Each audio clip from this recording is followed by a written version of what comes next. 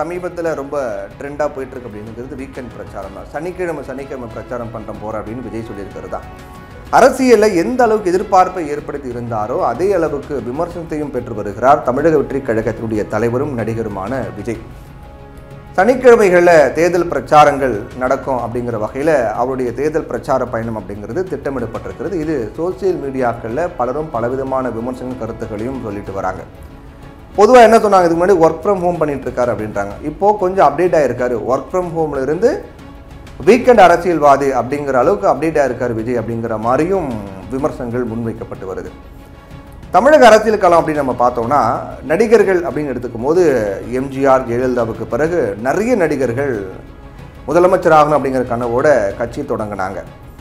ஆனால் அதில் முக்கியமானவங்க பார்த்தோன்னா பாக்கியராஜ், சிவாஜி கணேசன், சரத்குமார், கார்த்திக் அப்படின்னு பலர் அரசியல் கட்சியை ஆரம்பித்தாலும் கூட எதிர்க்கட்சி தலைவர் அந்தஸ்து வரைக்கும் உயர்ந்தவர் யாருன்னு பார்த்தோன்னா விஜயகாந்த் மட்டும்தான். வேற யாருமே அந்த அளவுக்கு வரலை எம்ஜிஆர் ஜெயலலிதாவுக்கு பிறகு. அதற்கு முன்பும் அதற்கு பின்பும் பார்த்தீங்கன்னா அரசியல் கட்சி ஆரம்பித்தவர்கள் எல்லாமே காணாமல் போயிட்டாங்க அப்படிங்கிறதான் வரலாறு. ஆனால் அது எல்லாத்தையும் முறியடிக்க போகிறேன் அப்படின்னு சொல்லி அரசியலுக்கு வந்தவர் தான் நடிகர் விஜய்.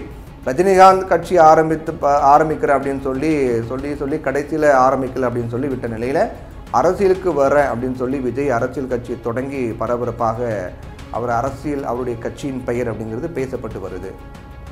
பிப்ரவரி மாதம் தமிழக வெற்றி கழகம் அப்படிங்கிறது உதயமானது. அதுக்கு பிறகு எந்த நிகழ்வுகளிலையும் விஜய் தலை காட்டவே இல்லை. கடந்த அக்டோபர் மாதத்தில் தமிழக வெற்றி கழகத்தினுடைய முதல் மாநில மாநாடு அப்படிங்கிறது நடந்துச்சு. அதுக்கு பிறகு வழக்கம் போல எந்த நிகழ்ச்சியிலும் விஜய் கலந்துக்கல. அப்புறம் என்ன பண்ணார், சென்னை ராயப்பேட்டையில் இப்தார் நோன்பு திறக்கும் நிகழ்ச்சி, தனியார் இதழ் நடத்திய புத்தக வெளியீட்டு விழா, இதில் மட்டும்தான் விஜய் கலந்துக்கிட்டார், முகம் காட்டினார். அதுக்கப்புறம் வேறு எதுவும் வழக்கம் போல கலந்துக்கல. அப்புறம் தொடர்ந்து அறிக்கை விட்டுறது, பனையூருக்கு பயனாளிகளை வர வச்சுருது, எங்கன்னா பாதிக்கப்பட்டாங்கன்னா அவங்களை பனையூரில் கூப்பிட்டு வந்து அவங்களுக்கு நிவாரண உதவி கொடுக்கறது, இந்த மாதிரி விஜயின் செயல்பாடுகள் எல்லாமே கேள்விக்குறியான. ஒர்க் ஃப்ரம் ஹோம் தான் பண்ணுவாரா, வீட்டிலிருந்து தான் அரசியல் பண்ணுவாரா, வெளியே வரமாட்டாரா அப்படின்லாம் சொல்லப்பட்டது. மழையால் பாதிக்கப்பட்ட மக்கள்லாம் பனையூருக்கு கூப்பிட்டு வந்து அங்கே நிவாரண உதவி கொடுக்கறது, அதே போல் தூய்மை பணியாளர்கள் போராடிட்டு இருந்தாங்க, அவங்கள கொஞ்சம் பேர் வீட்டுக்கு கூப்பிட்டு வந்து அங்கே உட்கார வச்சு பேசுறது அப்படின்னு எங்கே என்ன நடந்தாலும் அவங்கள அப்படியே தூக்கிட்டு வந்துடுறாங்க. பனையூர் தூக்கிட்டு வந்து அங்கே வச்சு பேசுகிறாங்க. அது வந்து ஒர்க் ஃப்ரம் ஹோம் பண்ணிகிட்டு இருக்காரு, ஏன் களத்துக்கு போக மாட்டாரா அப்படிங்கிற விமர்சனம் ஒரு புறமும், களத்துக்கு போனால் கூட்டம் கூடுது, தேவையில்லாமல் பிரச்சனை வருது அப்படின்னு தாவேகா தரப்புலையும் சொல்கிறாங்க. கூட்டம் அப்படிங்கிறது அரசியல் தலைவர் வந்தால் கூட தான் செய்யும், எம்ஜிஆருக்கு கூடாத கூட்டமா அப்படிங்கிற கேள்வியும் பொதுஜன மக்கள் முன்வைக்கிறாங்க. அப்போ களத்துக்கு வரமாட்டேங்கிற, களத்துக்கு வந்து பார்த்தா தானே தெரியும் மக்களோட நிலை என்ன அப்படிங்கிற மாதிரி ஒர்க் ஃப்ரம் ஹோம் பண்ணுறாரு, பனையூரை தாண்ட மாட்டுறாரு, பனையூர் பண்ணையார் அப்படிங்கிற மாதிரிலாம் கடுமையான விமர்சனங்கள்லாம் விஜயின் மீது முன்வைக்கப்பட்டு வருது. இப்போ என்ன அப்படின்னு பார்க்கும்போது தொடர்ந்து இது ஒரு பக்கம் இருந்தாலும் கூட 2026 தேர்தலில் மக்களை சந்திக்கணும் அப்படின்னு விஜய் திட்டமிட்டு அதற்கான ஒரு பிரச்சார பயண திட்டமும் வெளியிடப்பட்டிருக்கு. அதுக்கு முன்னாடி பார்த்தோம் அப்படின் போது மதுரையில் ஒரு பிரம்மாண்டமான ஒரு மாநாட்டை விஜய் நடத்தினார். அதுலேயும் பல விமர்சனங்கள்லாம் வந்தது. மாநாடுகளே மிக பிரம்மாண்டமாக நடத்தப்பட்ட மாநாடு அப்படின்னும் சொல்லப்பட்டது. விஜய் மீது அடுக்கடுக்கான குற்றச்சாட்டு முன்வைக்கப்பட்டது. மாநாட்டுக்கு அனுமதி மறுப்பு தொடங்கி சேர்கள் உடைக்கப்பட்டது வரைக்கும் நிறைய விமர்சனங்கள், கேள்விகள் அதை சுற்றி சுழன்று கொண்டே இருந்தது. அதுக்கு பிறகு அந்த மாநாட்டை வெற்றிகரமாக முடித்து இப்போது தேர்தல் பிரச்சாரத்துக்கு வந்திருக்கார். இதில் மிக முக்கியமான விஷயம் என்னென்னா, ஏற்கனவே சொன்ன மாதிரி பயனாளிகளை வீட்டுக்கு பனையூர் கூட்டு வந்து அவங்கள சந்தித்து பேசுறது அப்படிங்கிற ஒரு ஃபார்முலாவை தொடர்ந்து ஃபாலோ பண்ணிட்டு இருந்த விஜய் கடைசி படமான ஜனநாயகன் படம், அந்த படம் முடியிட்டோம், அதுக்கப்புறம் பாருங்கள் முழுமையாக களத்தில் இறங்க போகிறார் அப்படின்னாங்க. படத்தோடைய படப்பிடிப்புலாம் முடிஞ்சு போச்சு. ஆனால் இன்னொரு முழுமையாக களத்தில் இறங்கினாரான்னு பார்த்தா கேள்விக்குறி தான், ஒரு தயக்கத்தோடு தான் இருக்கார். இப்போ மக்களை சந்திக்கக்கூடிய வகையில் பிரச்சார பயணத்தை தொடங்க போகிறார் விஜய். உடனே எல்லாரும் எதிர்பார்த்தாங்க, பார்த்தீங்களா விஜய் களத்துக்கு வரல, மக்களை சந்திக்கலன்னு சொன்னீங்க, இப்போ பாருங்கள் முழுக்க களத்தில் இறங்கிட்டாரு, நீ மக்களோட மக்களாக தான் இருக்க போகிறாரு, பிரச்சார பயணம் பாருங்கள் அனல் பறக்க போகுது அப்படின்னாங்க. அப்படி சொன்னவங்களே என்னடா இது அப்படின்னு கேட்குற மாதிரியே ஒரு நிலையை உருவாக்கியிருக்காங்க தாவேகா. திருச்சியில் அதற்கான முன்னேற்பாடுகளாக நடந்துகிட்ருக்கு. இப்போது அனுமதியும் கொடுத்துருக்காங்க. பிரச்சார பயணம் அப்படிங்கிறது தொடங்க போகுது. இல்லை விஷயம் என்ன அப்படின்னு பார்த்தீங்கன்னா, எல்லா பிரச்சாரங்களும் சனிக்கிழமை நடக்கிற மாதிரி தான் அவங்க பிளான் பண்ணியிருக்காங்க. ஏன் இது அப்படிங்கிற மாதிரி ஒரு கேள்வி எழுது.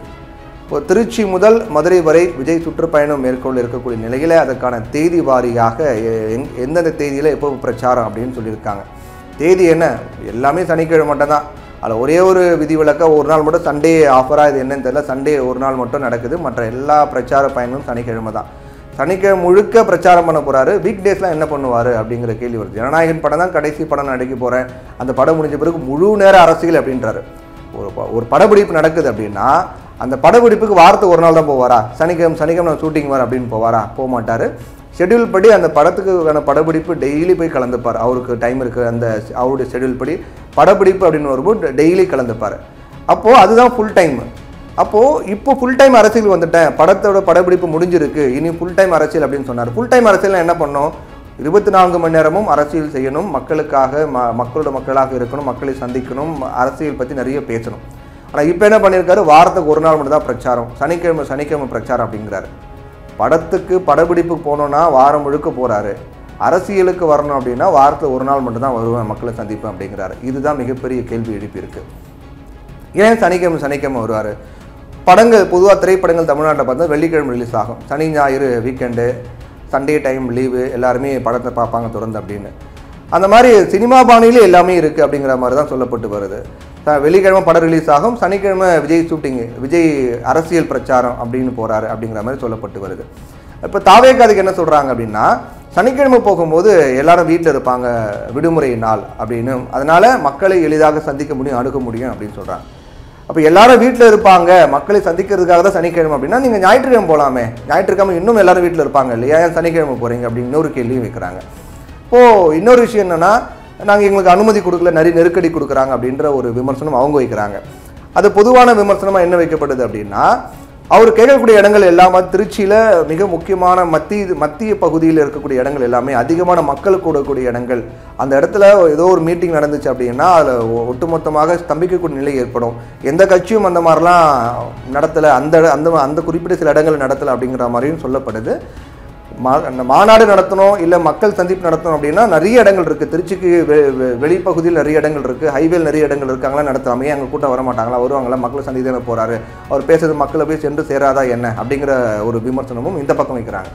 அப்போ திட்டமிட்டே திருச்சியுடைய மத்திய பகுதியில் கூட்டம் மக்களுடைய நடமாட்டம் அதிகமாக இருக்கக்கூடிய இடத்துல கேட்டு அனுமதி கொடுக்க மாட்டாங்க அப்படின்னு தெரிஞ்சும் அதை வைத்து அரசியல் செய்யலாம் அப்படின்னு தாவேக்கா யோசிக்கிறாங்களா அப்படிங்கிற மாதிரி சொல்லப்படுது. இது எல்லாத்தையும் தாண்டி இப்போ அதிகமாக பேசப்பட்டு வரக்கூடியது என்னென்னா வீக்கெண்ட் பாலிடிக்ஸ், வீக்கெண்ட் அரசியல். அதுதான் ஒர்க் ஃப்ரம் ஹோம்லேருந்து இப்போ வீக்கெண்டுக்கு முன்னேறி இருக்காரு விஜய் அப்படின்னு தான் சொல்லப்பட்டு வருது. முழு நேர அரசியல் அப்படின்னா என்ன? அதாவது சனிக்கிழமை அப்படின்னு சொல்லி பார்த்தோன்னா ஒரு மாதத்துக்கு 4 நாள் பிரச்சாரம் போவார், அவ்வளோதான்.